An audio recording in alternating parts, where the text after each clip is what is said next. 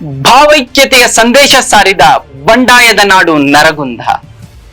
Muslim ವ್ಯಕ್ತಿಯಿಂದ ವೀರಶೈವ ಲಿಂಗಾಯತ ಸಮಾಜದ ಹಿರೇಮಠಕ್ಕೆ ನೂತನ ರಥ ನಿರ್ಮಾಣ ಮಾಡಿಕೊಡುವ ಮೂಲಕ ಹಿಂದೂ ಮುಸ್ಲಿಂ ನಾವೆಲ್ಲ ಒಂದೇ ಎನ್ನುವ ಭಾವೈಕ್ಯತೆಯ ಸಂದೇಶ ಇಡೀ ನಾಡಿಗೆ ಸಾರಿದೆ. ಇದು ಸೂಫಿ ಸಂತರ ನಾಡು, ಶರಣರ ಬೀಡು ಗದಗ ಜಿಲ್ಲೆಯಲ್ಲಿ ನಡೆದಿದೆ. 30 ಲಕ್ಷ ವೆಚ್ಚದ ಈ ರಥವನ್ನು ಇಡಗುಂಜಿಯ ಗಂಗಾಧರ ಆಚಾರ್ಯರು ನಿರ್ಮಿಸಿದ್ದಾರೆ. ಆ ಧರ್ಮ ಈ ಧರ್ಮ ಎನ್ನದೆ ಇದು ಸರ್ವ ಧರ್ಮದವರಿಂದ ನಿರ್ಮಾಣಗೊಂಡಿರುವ ರಥವಾಗಿದೆ. ಭಾವೈಕ್ಯತೆಯತ್ತ ಸಾಗಲು ನಾಂದಿ ಆಡಿದೆ ಎಂದು ರಥ ನಿರ್ಮಾಣ ಮಾಡಿಕೊಟ್ಟ ಬಾಬು ಅಜ್ಜನವರು ಮೆಹಬೂಬ್ ಸುಬಾನಿ ದರ್ಗಾ ನರಗುಂದ ಇವರು ಹೇಳಿದ್ದಾರೆ. ನಮ್ಮ ಮಠದ ಪರಂಪರೆ ಭಾವೈಕ್ಯತೆ 1000ಕ್ಕೂ ಹೆಚ್ಚು ವರ್ಷಗಳ ಇತಿಹಾಸವಿದೆ.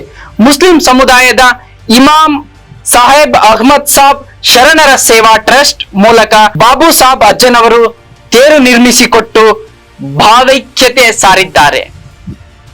ಸಿದ್ಧಲಿಂಗ ಶಿವಾಚಾರ್ಯರು ಪಂಚಗ್ರಹ ಗುಡ್ಡದ ಹಿರೇಮಠ ನರಗುಂದ 2020ರಲ್ಲಿ ಉಜ್ಜಯಿನಿಯ ಪಂಚಪೀಠಗಳಲ್ಲಿ ಒಂದಾದಂತ ಮಹಂತೇಶ್ವರ ಶಿವಾಚಾರ್ಯ ಶ್ರೀಗಳು ನರಗುಂದ ಪಟ್ಟಣದಲ್ಲಿ ಅಡ್ಡಪಲ್ಲಕ್ಕಿ ಮಹೋತ್ಸವ ಕಾರ್ಯಕ್ರಮ ಹಮ್ಮಿಕೊಳ್ತಾರೆ. ಈ ಸಂದರ್ಭದಲ್ಲಿ ಮೆಹಬೂಬ್ ಸುಬಾನಿ ದರ್ಗಾದ ಬಾಬು ಅವರು ಆ ಕಾರ್ಯಕ್ರಮದಲ್ಲಿ ಪಾಲ್ಗೊಳ್ತಾರೆ. ಹಿರೇಮಠಕ್ಕೆ ರಥ ನಿರ್ಮಾಣದ ಪ್ರಸ್ತಾಪವಾದಾಗ ಸುಬಾನಿ ದರ್ಗಾದವರು ಶರಣರ ಸೇವಾ ಟ್ರಸ್ಟ್ ಮೂಲಕ ನಾವು ರಥ ನಿರ್ಮಾಣ ಮಾಡಿಕೊಡ್ತೇವೆ ಅನ್ನುವ ಭರವಸೆ ನೀಡುತ್ತಾರೆ. ಕೋವಿಡ್-19 ಕಾರಣಗಳಿಂದ 2 ವರ್ಷ ರಥ ನಿರ್ಮಾಣ ಕಾರ್ಯ ಆ ಒಂದು ಪ್ರಸ್ತಾಪವೇ ನೆನೆಗುದಿಗೆ ಬೀಳುತ್ತೆ. 2023ರಲ್ಲಿ ಪುನಃ ಉಜ್ಜಯಿನಿಯ ಜಗದ್ಗುರುಗಳು 2ನೇ ಬಾರಿ ನರಗುಂದ ಪಟ್ಟಣದಲ್ಲಿ ಅಡ್ಡಪಲ್ಲಕ್ಕಿ ಮಹೋತ್ಸವ ನಡೆಯುವ ಸಂದರ್ಭದಲ್ಲಿ ಮತ್ತೆ ರಥ ನಿರ್ಮಾಣದ ವಿಚಾರ ಪ್ರಸ್ತಾಪವಾಗುತ್ತೆ.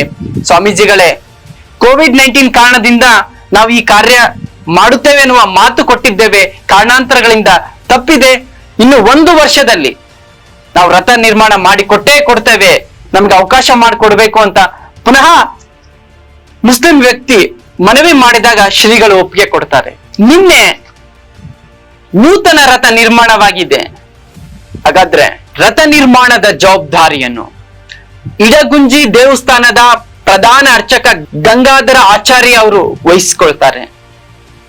ರಥ ನಿರ್ಮಾಣ ಕಾರ್ಯದಲ್ಲಿ ವೀರಶೈವ ಲಿಂಗಾಯತ ಸಂಪ್ರದಾಯದಂತೆ ರಥ ನಿರ್ಮಾಣವಾಗುತ್ತೆ.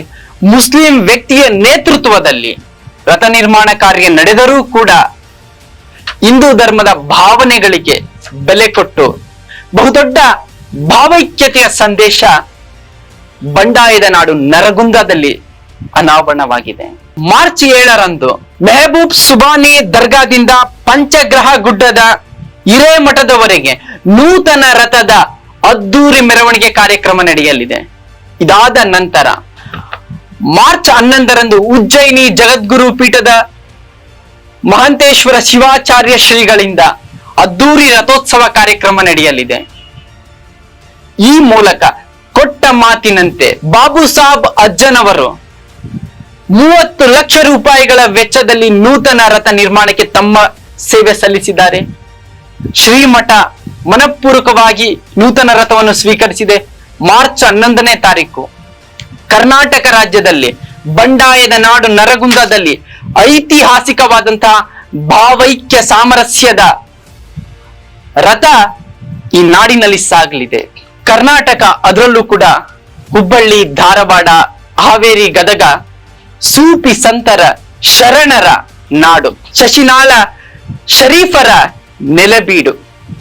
ಇಂತಹ ಪುಣ್ಯ ಭೂಮಿಯಲ್ಲಿ ಭಾವೈಕ್ಯತೆಯ ಸಂದೇಶ ಸಾರುವ ಮೂಲಕ ಹಿಂದೂ ಮುಸ್ಲಿಂ ನಾವೆಲ್ಲ ಒಂದೇ, ಪಟ್ಟಭದ್ರರು ಅಧಿಕಾರಕ್ಕಾಗಿ ಹಿಂದೂ ಬೇರೆ ಮುಸ್ಲಿಂ ಬೇರೆ ಎನ್ನುವ ವ್ಯವಸ್ಥಿತವಾದಂತಹ ಹುನ್ನಾರ ಮಾಡಿ ಧರ್ಮಗಳ ಮಧ್ಯೆ, ಜಾತಿಗಳ ಮಧ್ಯೆ ವಿಷ ಬೀಜ ಬಿತ್ತುವ ಹೊತ್ತಿನಲ್ಲಿ ಮೆಹಬೂಬ್ ಸುಬಾನಿ ದರ್ಗಾದವರು ಒಂದು ಒಳ್ಳೆಯ ಹೆಜ್ಜೆಯನ್ನಿಟ್ಟಿದ್ದಾರೆ. ಹಿರೇಮಠದ ಗುರು ಪರಂಪರೆ, ಈ ನಾಡಿನಲ್ಲಿರ್ತಕ್ಕಂಥ ಶರಣ ಪರಂಪರೆ ಬಹುದೊಡ್ಡ ಭಾವೈಕ್ಯತೆಯ ಸಂದೇಶ ಸಾರಿದೆ. ಆ ಮೂಲಕ ಈ ನಾಡಿನಲ್ಲಿ ಪಾಕಿಸ್ತಾನ್ ಜಿಂದಾಬಾದ್, ಪಾಕಿಸ್ತಾನ್ ಮುರ್ದಾಬಾದ್ ಅನ್ನುವ ದೇಶ ಪ್ರೇಮದ ಸೋಗಿನಲ್ಲಿ ಅಥವಾ ದೇಶ ವಿರೋಧಿ ಕೃತ್ಯದಲ್ಲಿ ಈ ನಾಡಿನಲ್ಲಿರ್ತಕ್ಕಂಥ ಹಿಂದೂ ಮುಸ್ಲಿಂ ಧರ್ಮದ ಸಾಮರಸ್ಯವನ್ನು ಕದಡುವ ಶಕ್ತಿಗಳಿಗೆ ಬಂಡಾಯದ ನಾಡು ನರಗುಂದದಲ್ಲಿ ಬಹುದೊಡ್ಡ ದೇಶ ಪ್ರೇಮದ ಸಂದೇಶ ರವಾನೆಯಾಗಿದೆ,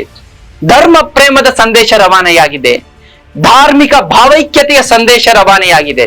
ಈ ರೀತಿಯ ಸಂದೇಶಗಳನ್ನು ಜಗತ್ತಿಗೆ ಮತ್ತು ನಾಡಿಗೆ ರವಾನಿಸಬೇಕಾಗಿದ್ದಂತಹ ಮಾಧ್ಯಮಗಳು ಎಲ್ಲೋ ಒಂದು ಕಡೆ ತಮ್ಮ ಇಡನ್ ಅಜೆಂಡಾಗಳನ್ನು ಏರುವುದಕ್ಕೆ ಮತ್ತು ಹಿಂದೂ ಮುಸ್ಲಿಂ ಬೇರೆ ಬೇರೆ ಎಂದು ತೋರಿಸಿಕೊಳ್ಳುವುದಕ್ಕೋಸ್ಕರ ಅನವಶ್ಯಕವಾದಂತಹ ವಿಚಾರಗಳನ್ನು ಹೆಚ್ಚು ಚರ್ಚೆಗೆ ಬಿಡುವ ಮೂಲಕ ಸಮಾಜದ ಶಾಂತಿಯನ್ನು ಕದಡುವ ನಡುವೆ ಈ ರೀತಿಯ ಘಟನೆಗಳು ಕನ್ನಡ ನಾಡಿನಲ್ಲಿ, ಸಂತ ಶರಣರ ನಾಡಿನಲ್ಲಿ ಇನ್ನೂ ಕೂಡ ಸಾಮರಸ್ಯಕ್ಕೆ ಭಾವೈಕ್ಯತೆಗೆ ಯಾವುದೇ ರೀತಿಯ ಭಂಗವಿಲ್ಲ ಎನ್ನುವ ಸಂದೇಶ ಬಂಡಾಯದ ನಾಡು ನರಗುಂದ ಸಾರಿರುವುದು ಒಳ್ಳೆಯ ಬೆಳವಣಿಗೆಯಾಗಿದೆ.